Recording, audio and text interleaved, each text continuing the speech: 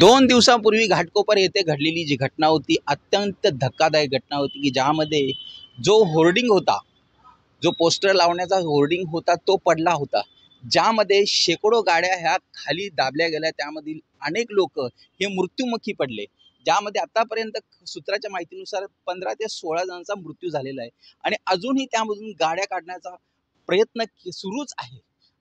BMC महानगरपालिकेने त्यामध्ये अत्यंत महत्त्वाची भूमिका निभावलेली आहे।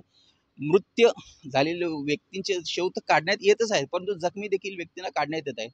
अशातच भारतीय जनता पक्षाचे ब्रँड अँबॅसेडर्स मुलुंड स्पेशल आणि व्हिडिओच्या जगतामध्ये अत्यंत फेमस झालेले व्यक्तिमत्व अर्थात किरीट सोमय्या यांनी तिथे राजकारण करण्याची सुरुवात केली होती की फोटोग्राफर आणि कॅमेरामॅन घेऊन तिथे जाऊन ते सांगत होते की ह्या घटनेला कोण जबाबदार आहे।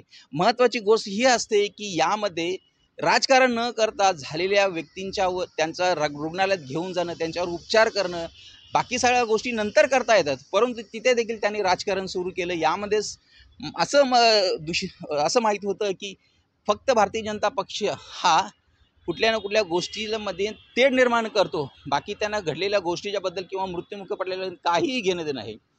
आपण पाहू शकता कशा प्रकारे हा जो बोर्ड पडलेला आहे, त्या बोर्ड पडल्यानंतर खालची जे काही गाड्या होत्या त्यांची अवस्था काय झालेली आहे हे देखील आपण पाहू शकता।